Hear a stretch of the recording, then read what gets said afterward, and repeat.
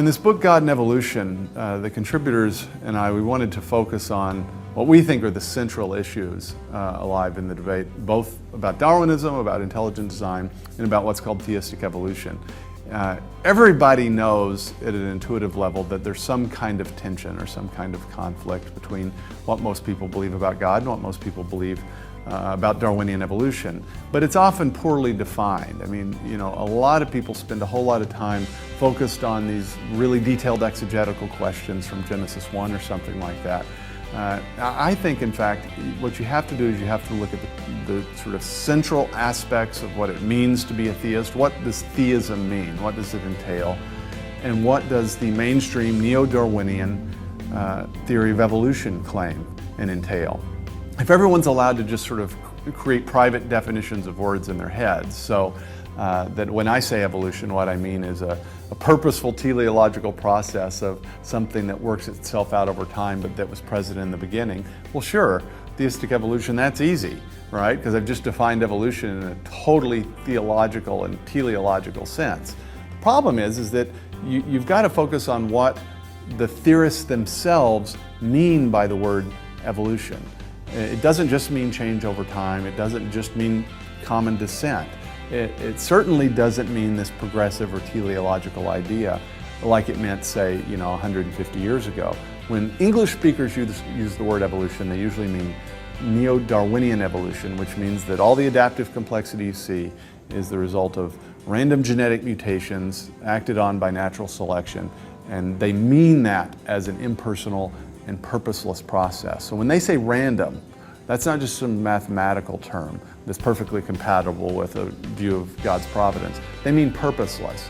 And that's the problem. It's a logical problem. Not even God can direct an undirected process. He can't have purposes for a purposeless process. This is just straightforward logic. So if you want to integrate your understanding of God and your understanding of evolution, you got to get the meanings of the terms straight. And you don't want to have sort of private definitions of these words. And then I think you can do some real fruitful thinking and exploring. It's not as if every aspect of the Word of God and every aspect of the word evolution are incompatible. It's that the general sort of orthodox meanings of theism and Neo-Darwinian evolution as understood by the theorists themselves are incompatible. And that's the thing, frankly, that I think a lot of theistic evolutionists don't want to face squarely. There are probably 24 books on theistic evolution, broadly construed, that have been written in the last 10 years or so. In fact, it's sort of a cottage industry. But if you read a lot of these books, what you discover is that way too many people are trying to defend some version of theistic evolution, and it ends up being an exercise in ambiguity. It's almost as if the purpose of the book is to confuse you so that there's fog and fuzz and ambiguity, because they don't frankly want to face the key source of conflict. It would be very nice if the mainstream view of evolution and our religious beliefs were perfectly compatible. It's not like science and religion are intrinsically at war, but it's certainly possible that some content in a particular prevalent theory could conflict with certain religious views. And I think that's what we need to face squarely. So what God and Evolution does that most of the books on theistic evolution don't do is that we focus very squarely on the key issues, and we, if anything, try to clarify rather than muddy the waters in this debate.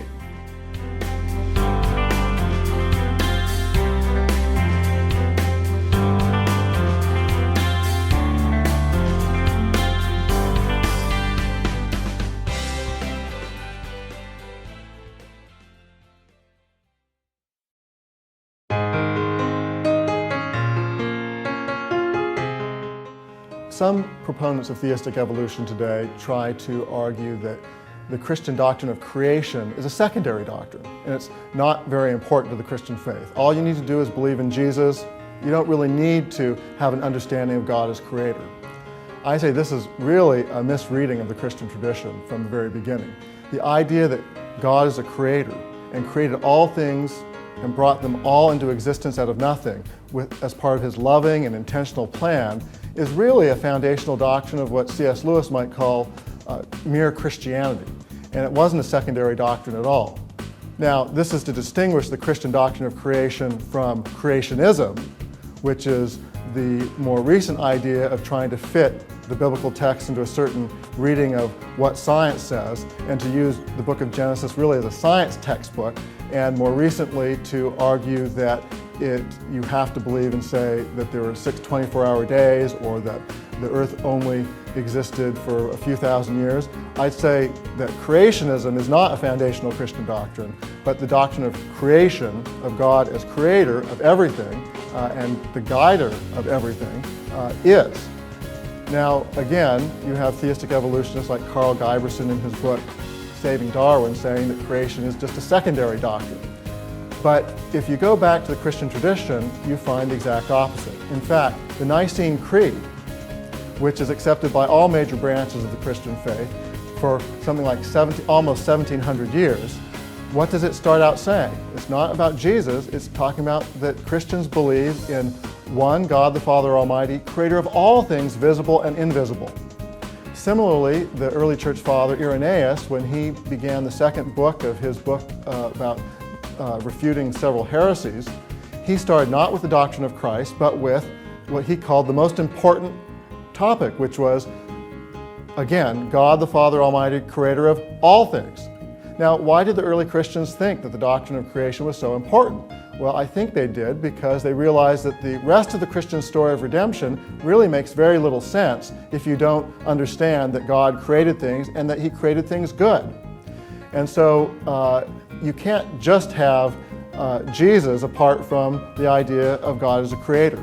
Where you really get the idea that you can't separate God as creator from, say, belief in Jesus is in the Gospel of John, the first chapter in verse 3, where it talks about that Jesus was the person through whom all things were created, and that there wasn't anything in all of creation that was created except as through Him. This same teaching is made by Paul in the book of Colossians, also in the Epistle to the Hebrews. The idea that Christ, in fact, was the agent of creation and the way things were created. And so it really isn't true that you can say you just believe in Jesus but can dismiss the idea of God as creator, because in fact the Bible, the New Testament, claims that Jesus in fact was the creator. So it's pretty hard when theistic evolutionists claim that you can separate those two. It turns out that the Gospel of John, according to the church father Irenaeus, was written directly to counter the teaching of the early Gnostics that our world was not created by God the Father Almighty, but by some secondary entity that God appointed to sort of do His own thing, a demiurge that God appointed to create things really apart from God's specific direction and intention. And in fact, to counter that error taught by an early teacher known as Cerinthus, John wrote his gospel. And so the early part of John, especially John 1, where it talks about in the beginning was the Word, and the Word was with God, and the Word was God, and that everything was created through Him, that was to counter the teaching of the Gnostics that denied that God really was the specific and intentional creator of all that is. And so that really has a lot of relevance to the claims of modern theistic evolutionists that, in fact, God didn't really create things actively. Instead, He was sort of a passive creator and created this entity, this unguided entity of natural selection acting on random variations that was sort of His designer substitute.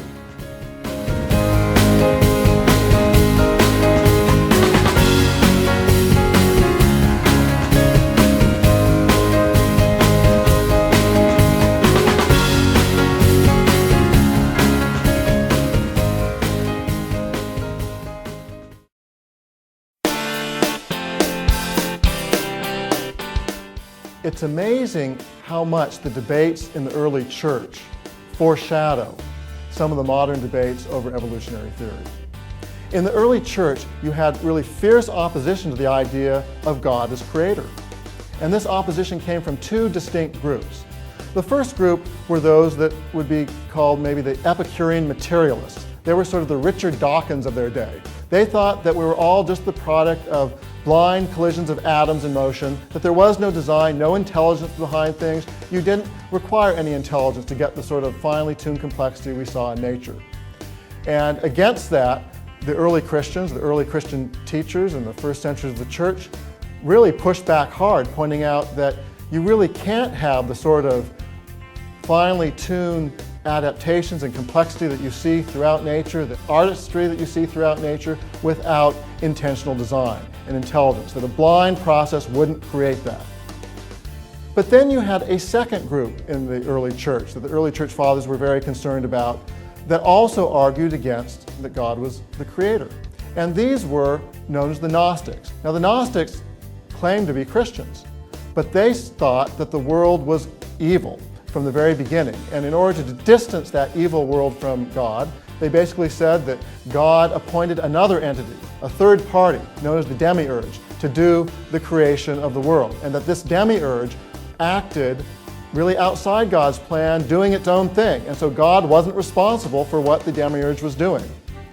The Gnostics also taught that, again, the world was evil from the very beginning, so there really wasn't a fall, that God didn't create things originally good. God didn't create, and then they weren't created originally good. And the early church fathers were, if anything, more concerned about the Gnostics than they were the Epicurean materialists, because the Gnostics, who were claiming to be Christians, were really muddling the idea that God was truly the creator. And that I would argue that modern theistic evolutionists who say that, well, God was really a passive agent in creation. He set up an undirected entity, natural selection acting on random variations or random mutations that produced things that he didn't even specifically know were going to be produced and certainly didn't specifically plan. That really is a reformulation. It sounds very much like the early Gnostic heresy that the early church was so concerned about.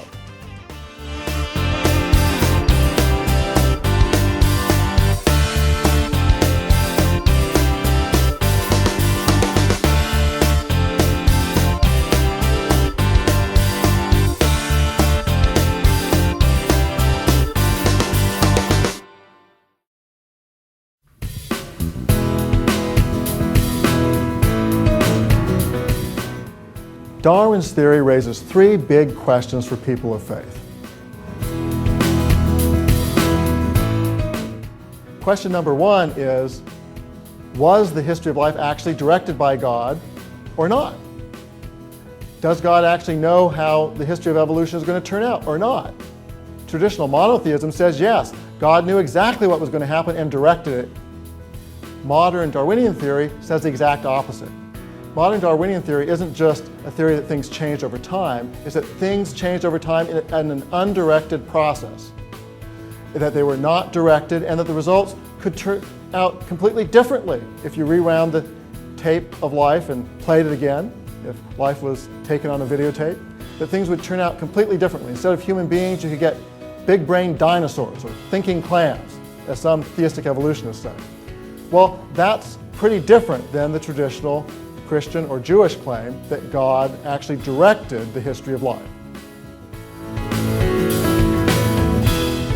Question number two, raised by Darwin's theory for traditional people of faith, especially from the Judeo-Christian tradition, is, were human beings created morally good? Again, that's the standard Jewish and Christian claim, that God created human beings originally morally good and then they freely rejected him, and that's sort of how human beings were spoiled. They spoiled themselves, in the words of C.S. Lewis. But according to modern Darwinism, there never were any good human beings to begin with. In fact, human beings originally were created, they weren't created, but they were developed evil and selfish, because selfishness, as theistic evolutionist Carl Guiberson says, drove the evolutionary process. And so human beings were evil and morally really not good from the very beginning. Again, that's completely the opposite of what the traditional Judeo-Christian tradition has claimed.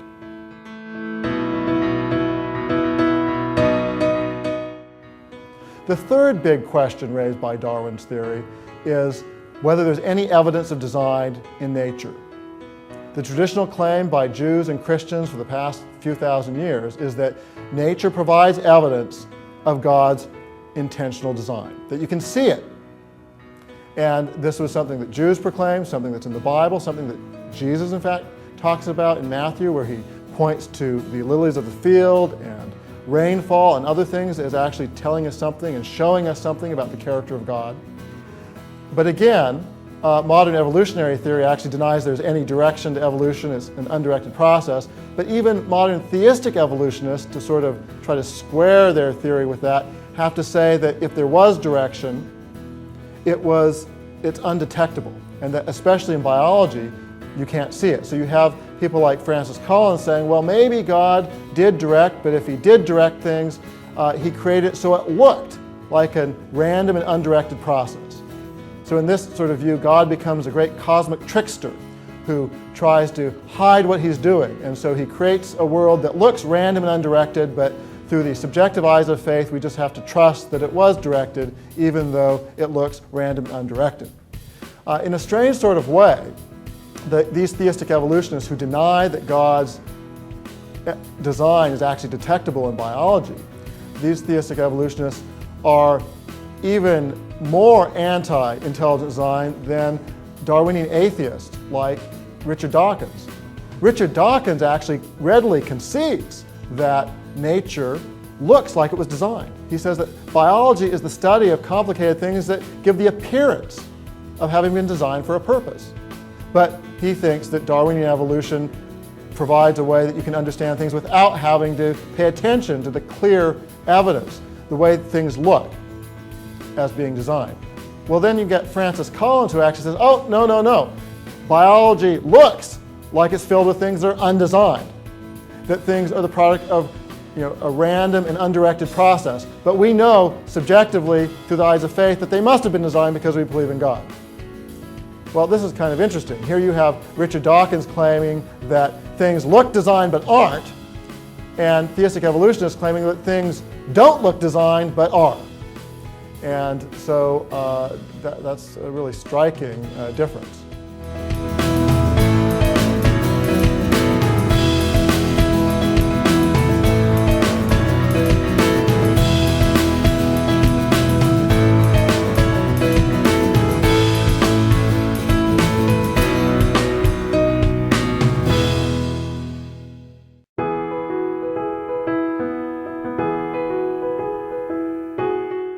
There are a number of devout theists who do believe in evolution, who do try to square it with undirected evolution, people like Francis Collins or Ken Miller, but they're really on the fringe of the modern field of biology, especially those disciplines that are most impacted by Darwin's theory. There are lots of scientists who are theists, but they don't happen to be in Darwinian biology. I mean,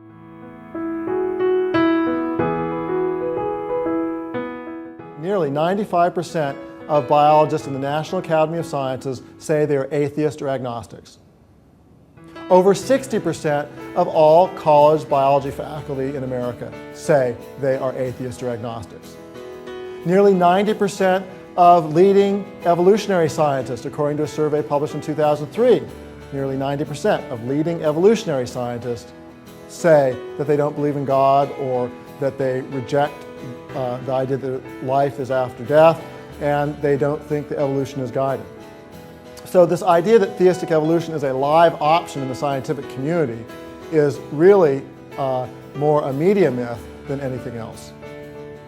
Now, why is that? Why is it that so few Darwinian biologists happen to believe in God? Well, some would say, well, there's no connection here, that people like Richard Dawkins, who says that Darwinism helps you become an intellectually fulfilled atheist, that he's just talking out, outside his hat. He doesn't know what he's saying, and that there really is no connection. But in fact, if you think about it, there is a connection. If you really believe that the evidence shows that life is the product of an undirected process, that there was no design in the way that human beings came about, and that the evidence shows that, of course, that it makes more plausible the idea of atheism, or certainly agnosticism. I wouldn't say that it directly proves atheism, but there is a logical connection. If you think that nature provides evidence that we are not the product of design, but we're just the product of an undirected process, that sure makes atheism more plausible. So the idea that there's no rational connection between unguided Darwinism and atheism is really just poppycock.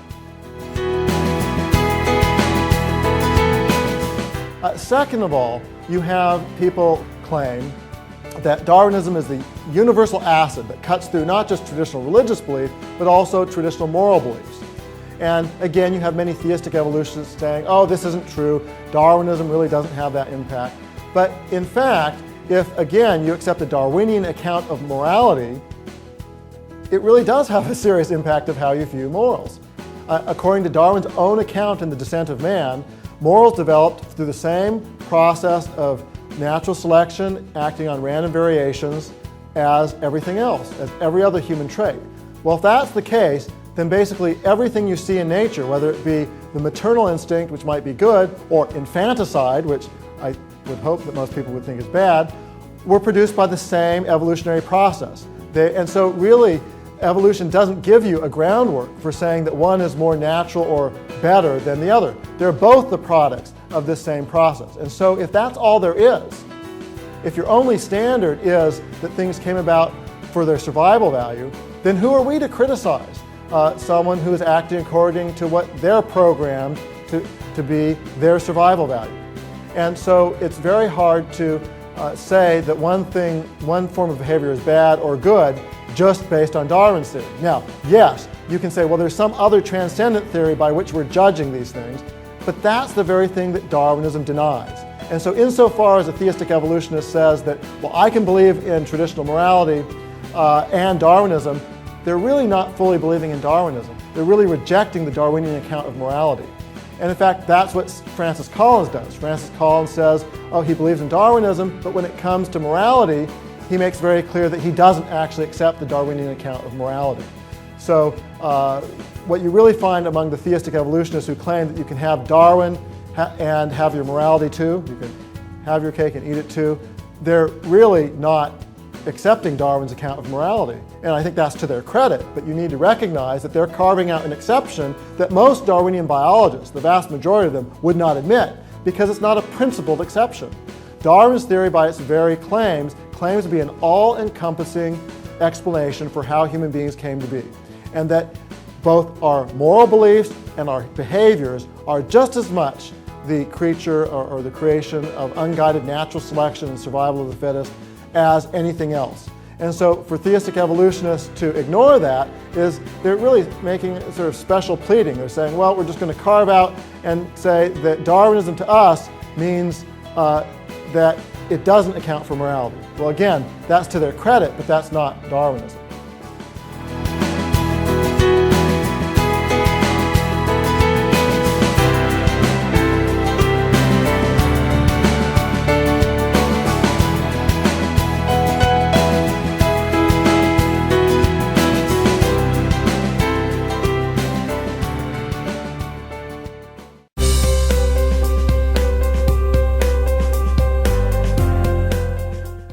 You can explain the problem of evil in just a few sentences. The problem of evil is basically a conflict, an apparent conflict between three claims.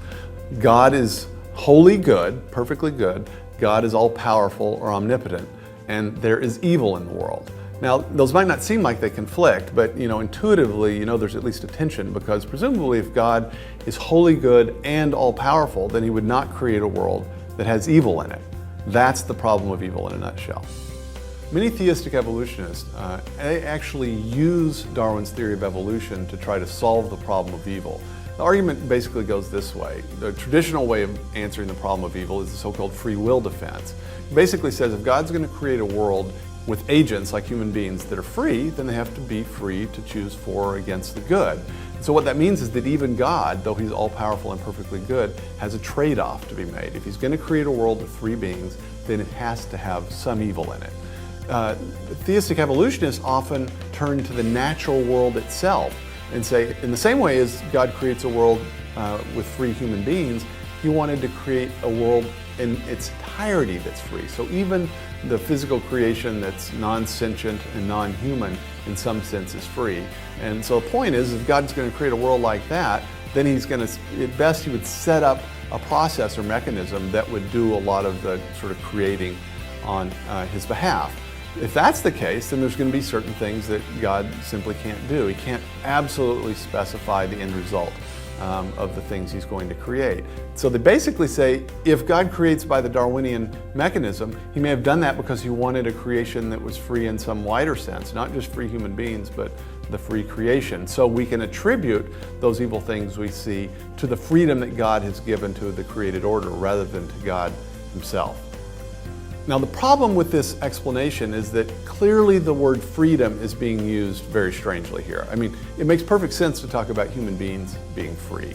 We directly experience our freedom every day, every time we choose something from among alternatives. I choose strawberry ice cream over lemon ice cream, for instance. We also know what it's like to be coerced. So obviously it makes a lot of sense to talk about God creating intelligent, conscious agents as free beings. But what does it mean exactly to say that God has made a free creation? I mean, anything that He creates so that, say, physical properties dictate that matter is going to do certain things, under certain conditions because of the law of gravity or whatever. Those are determinate processes. There's no sense in which there's freedom acting there. And so it really, I think, is a stretch to try to talk about the non-intelligent creation as being created free. What I think is happening is that some theistic evolutionists just simply think Darwinian evolution is established. Science has proved it, and so we simply have to try to make a virtue of necessity. We have to appropriate and surrender to the Neo-Darwinian story and make sense of it theologically. But I don't think there's a plausible argument that Neo-Darwinism actually improves the case for theism. It certainly doesn't solve the problem of evil. I think what's really going on is they're simply being surrendered and assimilated into theology.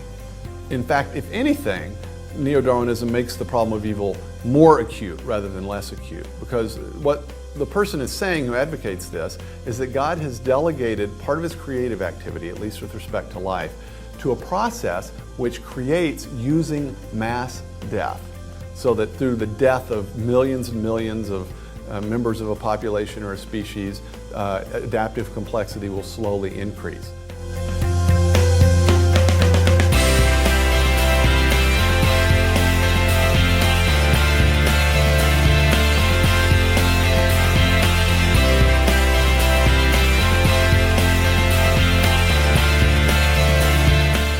If God's all good and all knowing, that seems like probably the last kind of process He would create to delegate His creative activity to.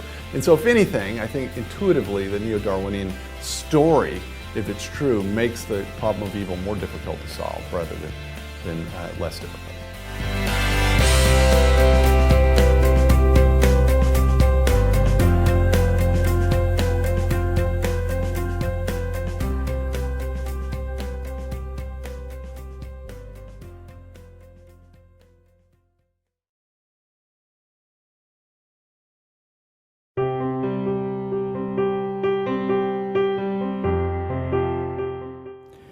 Francis Collins is a very prestigious biologist and physician, formerly head of the Human Genome Project and now director of the National Institutes of Health. In 2006, Francis Collins wrote a very well-known book, widely read book, The Language of God, which at first glance appears to be an argument for God's existence based on the information in DNA. But as one reads the book, it quickly becomes clear that that's not Francis Collins's argument in that book. In fact, he attributes DNA and all the sequences in it to random or unguided natural processes, Darwinian processes. In fact, he relies on so-called junk DNA, sequences of DNA that apparently have no function, as evidence that Darwin's theory explains everything we see in living things. He's willing to concede that the origin of the universe and perhaps the existence of the moral law provide evidence for God's existence. But Francis Collins in that book attributes everything about living things to Darwinism. And my problem with that is that Darwinism does not fit the evidence, despite what Francis Collins writes. In fact, both chemical and biological evolution, Neo-Darwinian evolution, have failed to account for the major innovations in the history of life. We do not have an evolutionary account of the origin of the first life. We do not have an evolutionary mechanism that can account for the origin of the large innovations in form that occur during the history of life.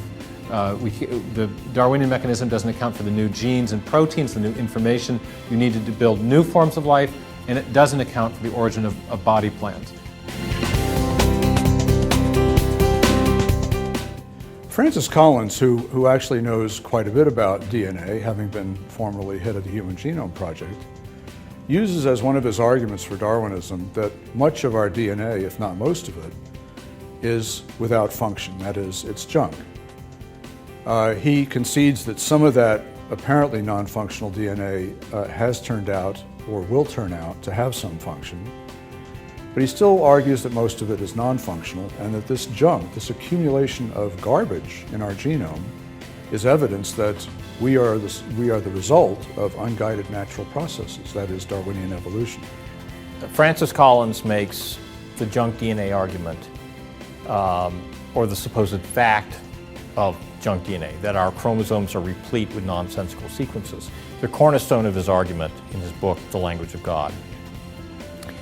And I'm almost quoting him, but he states that it strains credulity to think that more than a few of these sequences have any kind of function, that most of them are vestiges of mutational errors that have been, through the vicissitudes of history, fixed in our lineage. The problem with Collins's claim is that not a day goes by now without more scientific papers coming out showing that what used to be considered junk is in fact functional.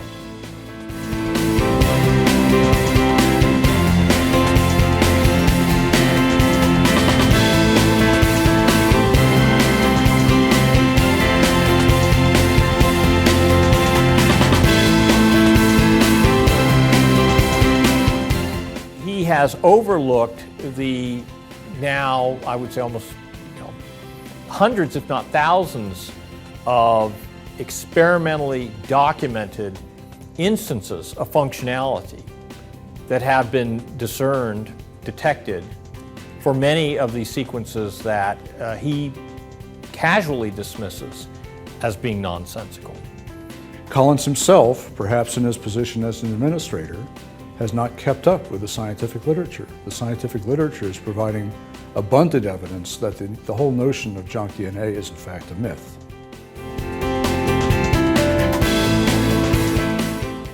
One common objection to intelligent design is called God of the gaps, and it's the idea that the argument for design in living things is based on our ignorance.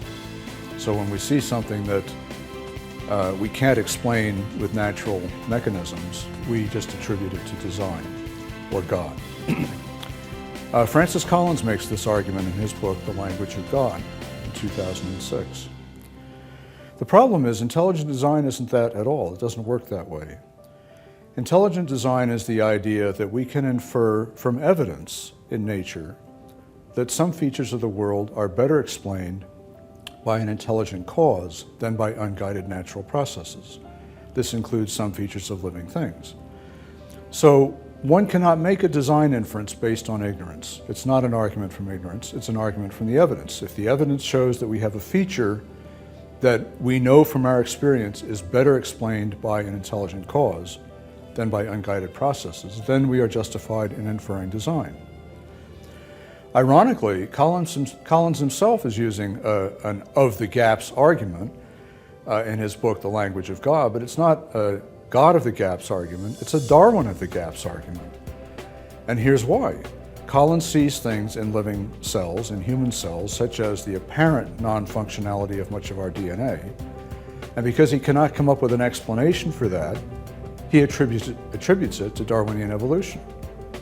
The problem is that the more we learn about that supposedly non-functional DNA, the more we realize that it is in fact functional. So his whole argument for Darwinism has to shrink with each new scientific discovery. Now that's a Darwin of the gaps argument.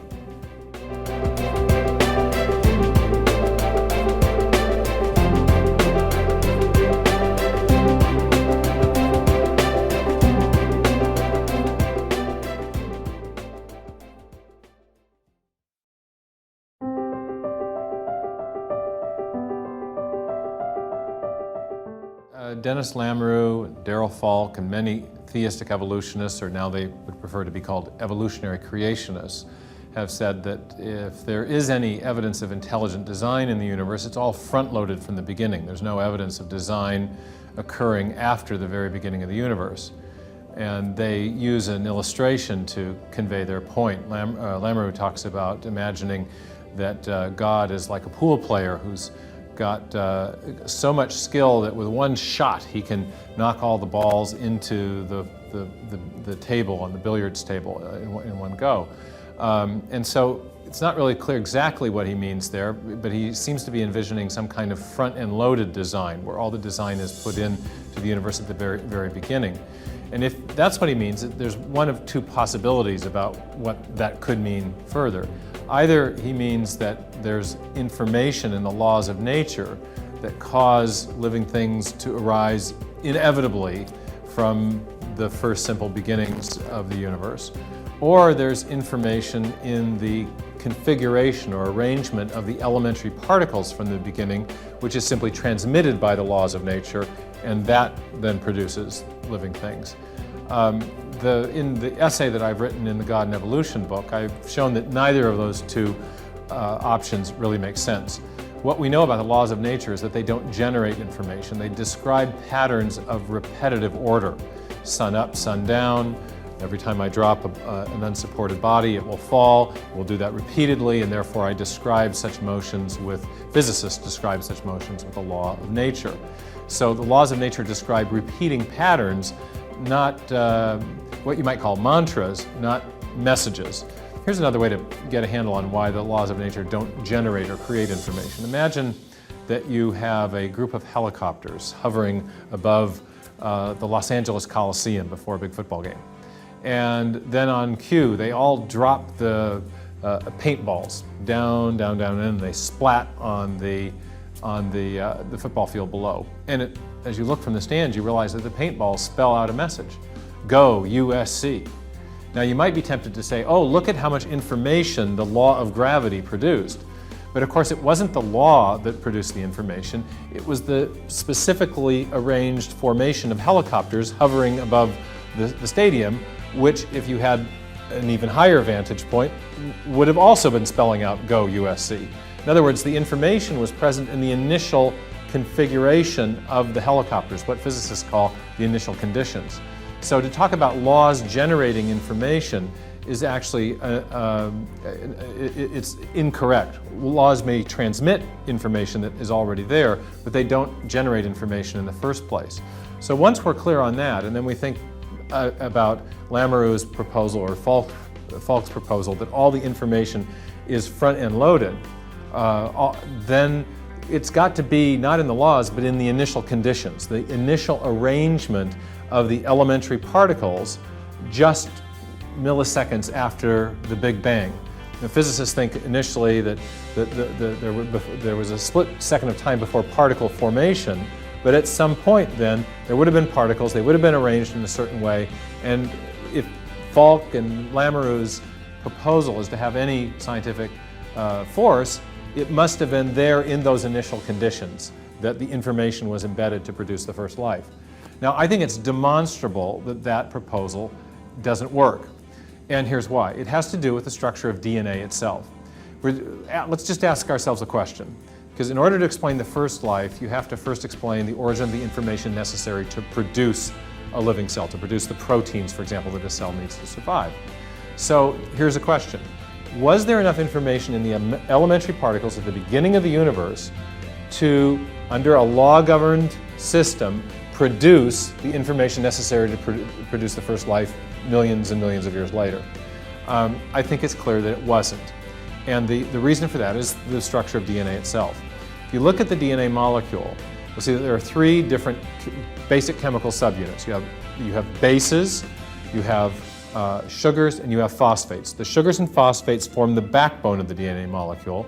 The bases function like alphabetic characters or digital characters conveying information. And it's the arrangement of those bases that is responsible for the information that DNA encodes.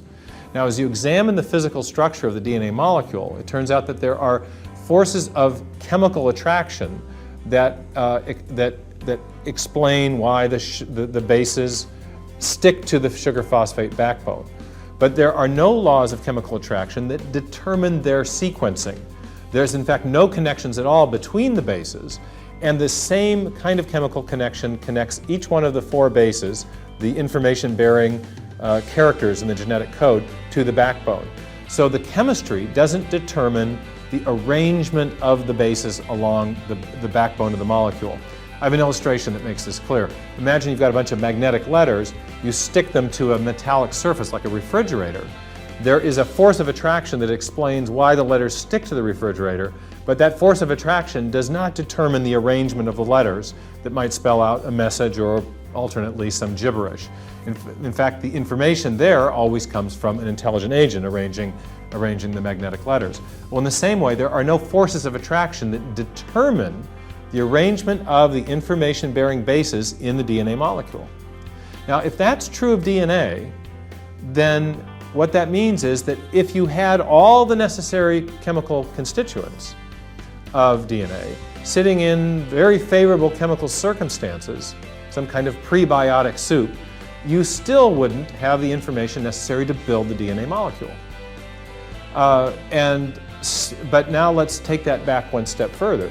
By extension, as the philosophers say, a fortiori, so much the more, would it be the case that those elementary particles way back at the beginning of the universe would lack the information necessary to build a functioning gene, an information-bearing section of DNA? In other words, if you don't have the information in the chemical constituents, the biologically relevant and much more complex chemical constituents of DNA itself, you certainly don't have the information necessary to build a gene or any of the other parts of life way back in the beginning, when you just have elementary particles just after the Big Bang. So when Darrell Falk and Dennis Lamoureux and the other evolutionary creationists or theistic evolutionists want to say that there's no need to invoke intelligent design to explain anything after the beginning of the universe, their argument is actually contrary to what we know about the science itself. Information beyond what was present in the Big Bang has come into the system to get life going long after the beginning of the universe. And there are no known evolutionary mechanisms, not mechanisms based on chance, not mechanisms based on necessity, law-like necessity, or mechanisms based on the combination of the two that can account for the origin of that information. Instead, the only known cause of the origin of information is intelligence. And for that reason, as I've argued in Signature in the Cell, when we look at the origin of life and we see that it's an event that required a great infusion of new information, what we're actually looking at is evidence of intelligent design. Design that appears to have entered the system long after the beginning of the universe. The front-end loaded view of intelligent design, the front-end loaded view of evolutionary creation does not actually work scientifically.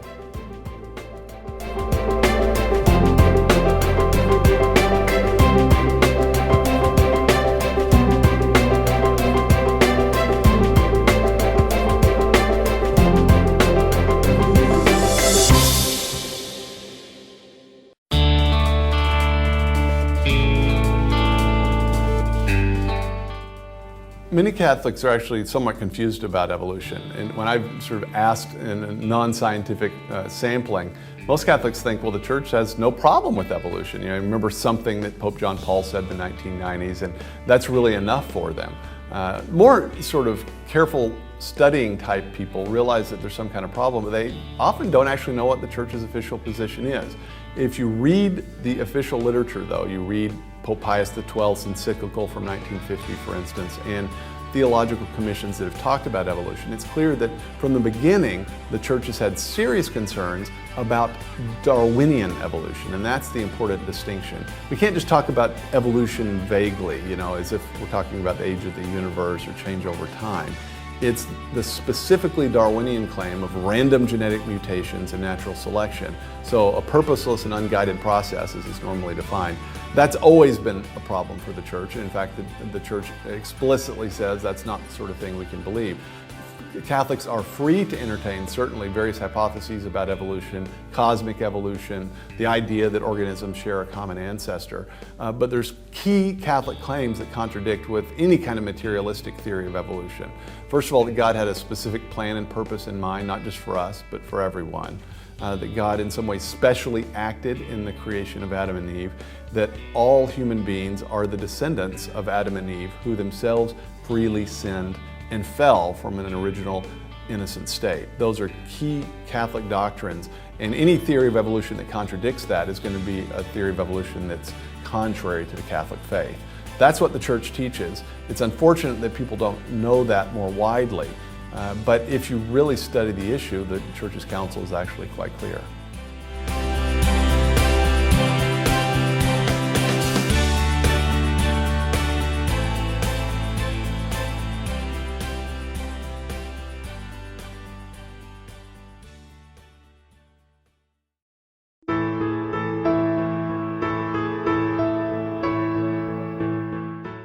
Catholics that actually understand intelligent design arguments, that actually read, say, Mike Behe's book, usually realize that ID is quite consonant with Catholic beliefs. The core propositions of Catholic theology is that God can be known by natural reason apart from revelation simply by observing the created order.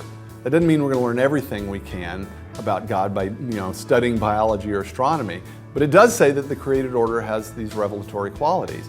And you could really think of intelligent design as a way to sort of systematically make explicit God's general revelation of himself in nature.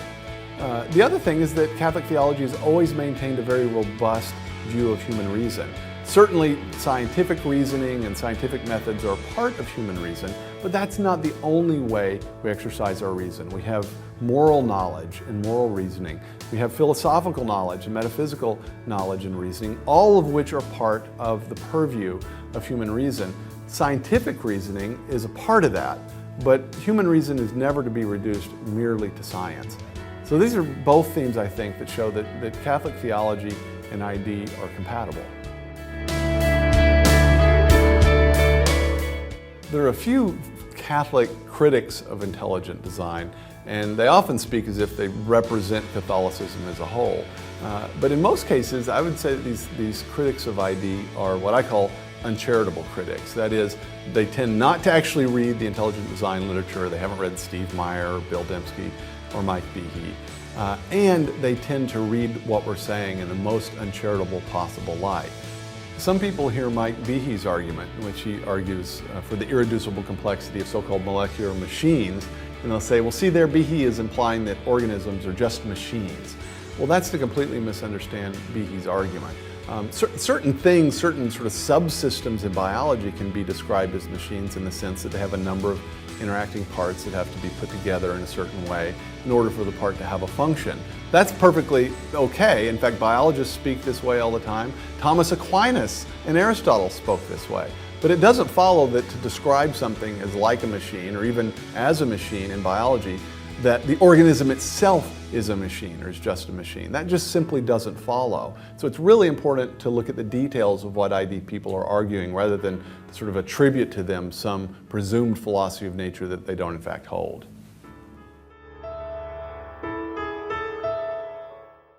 Another common criticism that some Catholic critics have about intelligent design is that ID is wedded to a so-called interventionist view of God.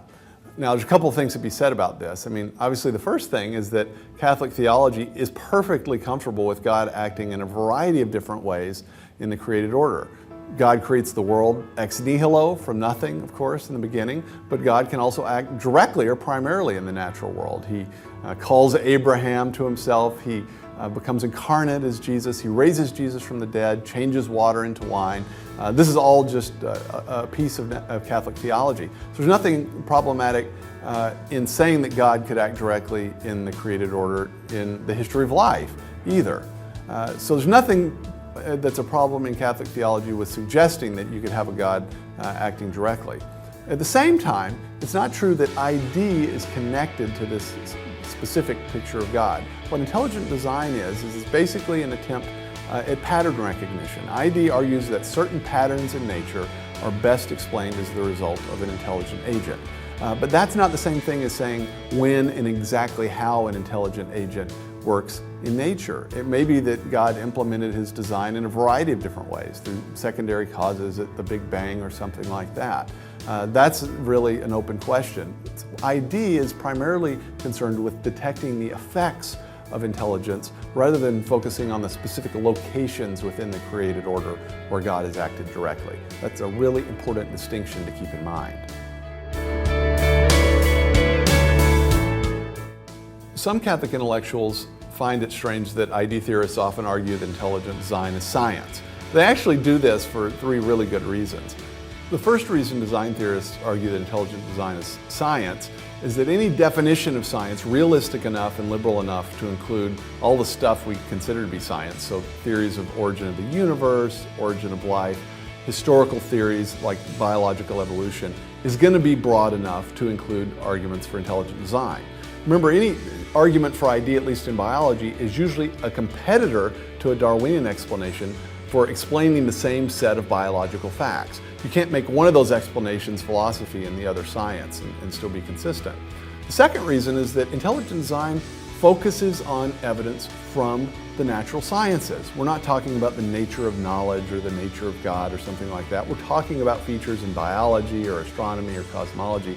That's under the purview of science. And so the very evidence that we're talking about, the thing we're studying, are the things that natural science studies. The third reason that ID falls within science is because ID uses common canons of reasoning. ID arguments don't appeal to private revelations or to interpretations of the first chapter of Genesis. We appeal to reasoning methods that are well attested already in the historical and the natural sciences. So there's no reason not to consider intelligent design within science, even if intelligent design arguments have obvious philosophical and metaphysical implications. And some Catholic intellectuals misunderstand this. They'll say, well, I mean, at best, intelligent design arguments are philosophy or they're theology, but not science. I mean, ID theorists are talking about so-called formal and final causation, and that's presumably supposed to be the purview of metaphysics or philosophy, and not science. Science is supposedly supposed to deal with just material and efficient causation. This is really, I think, a misunderstanding, though. Certainly in the Catholic tradition, all four causes that Aristotle specified, so the formal, the final, the material, and the efficient cause, are real causes. They have real explaining to do in the natural order. What's happened, though, in the modern world is that Aristotle's distinctions of four different causes have been split out so that you give a couple of the causes to philosophy and theology and a couple of the other causes to science. This is actually an artifact of Francis Bacon's philosophy of nature. It has nothing to do with the traditional Catholic philosophy of nature. Thomas Aquinas, in fact, said that you can only understand the material and the efficient cause ultimately in light of the final and the formal cause. So why on earth would Thomas Aquinas have given us advice to say, let's actually divide up the communities and the people that are allowed to talk about these causes in nature so that they can interact? I mean, that would literally be a formula for unintelligibility in science and philosophy. Now, Thomas Aquinas, for instance, might have said what type of science is happening here in intelligent design. Remember, Thomas thought of metaphysics and philosophy and theology as themselves sciences. But what happened in the modern age is that the word science came to be used explicitly and exclusively for natural science, and everything else got downgraded. That's one of the unfortunate results of the scientific revolution after Francis Bacon.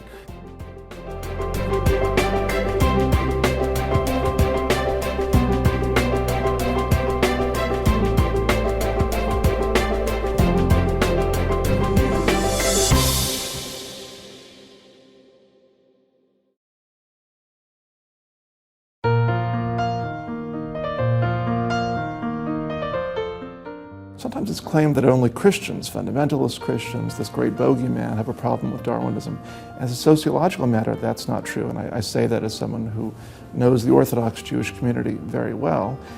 Theologically, too, to the extent that Jews are aware of Jewish belief, a Jew must have a problem with Darwinism. We are instructed over and over again, for certainly in the Bible, in Jewish traditional texts, institutions, for example, the Sabbath, about the centrality of the idea that nature and life reflects God's purpose and intent. Now, the Sabbath, the Jewish Sabbath, is perhaps the most central and defining institution in Judaism. And the way that we inaugurate the Sabbath each Friday night is through a sanctification over a cup of wine. It's called Kiddush. And when we say the sanctification, we stand. The reason we stand is because in a Jewish court of law, a witness giving testimony stands. And what we're doing when we begin the Sabbath, which is a commemoration of God's creativity in the universe, is we are giving testimony, standing, that the universe has a designer, if you will. And to deny that would be to deny the truth of our testimony each Sabbath. In Jewish theology and Jewish religious life, debates are often a sort of a game of capture the flag, where everyone wants to cite the names of famous rabbis who agree with your position. And it's certainly true that you can find ample rabbinic citations for the idea that the universe is not literally 6,000 years old. Certainly there's ample support for that. But the idea that nature does not reflect God's creativity, there is no rabbinic source that is traditional and authentic to Judaism that would say anything like that. And if you speak about the great names of the Talmudic period, the medieval period, the modern period, whether it's Maimonides or Ibn Ezra, or Moshe Chaim Luzzatto, or Joseph B. Soloveitchik, or Rabbi Samson Raphael Hirsch, all of these great rabbinic thinkers addressed the issue of whether we find evidence of God's design in nature, and they are unanimous in prompting us to expect such evidence. One of the most grossly misrepresented Jewish thinkers on this particular issue is Maimonides.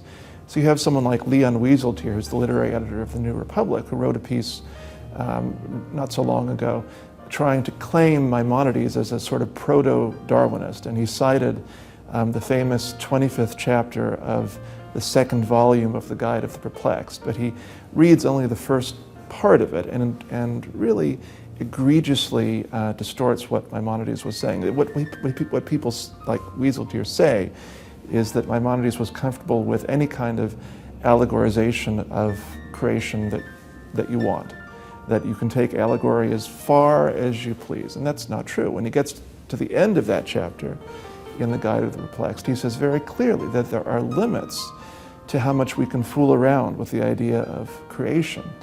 And he wrote and taught in a context where there was a threat from Aristotelian philosophers who claimed that there was no beginning to the universe. The universe had always existed. And Maimonides said that someone who believes such a thing has made absolute nonsense of the Torah, has undermined completely the basis of the Torah's authority. And he says very clearly, you must understand this. And there's a scholar at the University of Chicago, Joel Kramer, who wrote a very recent and very good biography of Maimonides, where he says that for Maimonides, the greatest single theme in his scientific and philosophic writing was the defense of the idea of a creator. And Kramer, a scholar at the University of Chicago who knows what he's talking about, draws an explicit parallel to the debate today between Darwinists and advocates of intelligent design. He makes very clear, and he uses the word intelligent design, and makes very clear that Maimonides, were he alive today, would not be on the side of the Darwinists. He would be on the side of the advocates of intelligent design. Jewish defenders of Darwinism also will often cite a rabbi from the 19th century, Samson Raphael Hirsch, as supposedly a supporter of evolution, because he did, in fact, write very reasonably that Judaism can make peace with the idea of a universe that is billions of years old. Hirsch did not make peace, however, with Darwinism and its moral implications in particular. And he writes about this in his Torah commentary, where he writes about the book of Numbers and the image of the idol of Baal Peor, which was worshipped in a terrible animalistic way. And Hirsch says very clearly that this is a parallel to Darwinism today, which lowers a person to the level of an animal. So he was very clear on the moral threat of Darwinian thinking.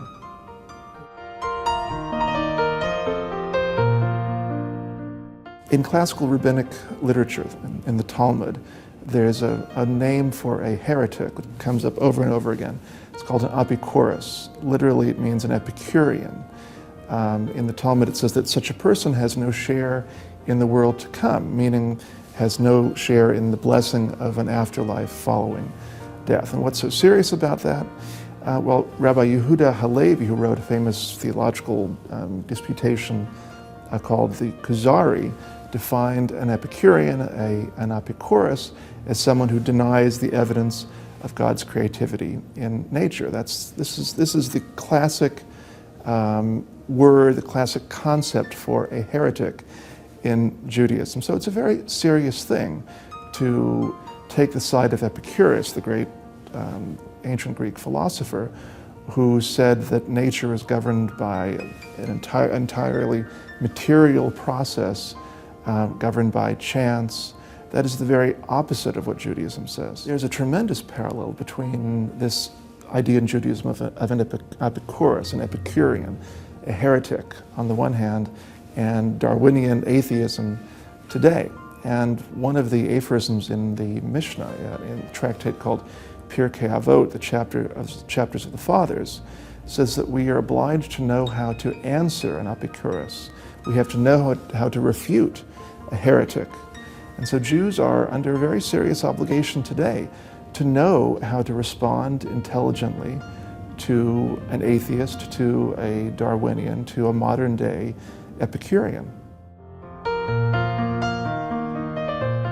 A great theme of Jewish thought in whether liturgy, scripture, philosophy, is the reciprocal love between God and ourselves. But the question is very reasonably put, how can a frail mortal arouse his love of God? And Maimonides, in the Mishnah Torah, which is his encyclopedic treatment of Jewish law and Jewish thought, says that the most accessible path to arousing your love of God is through the contemplation of the evidence of God's creativity in nature. Now, that's the way to do this very basic thing, to love God. But Darwinism tells us that there is no such route.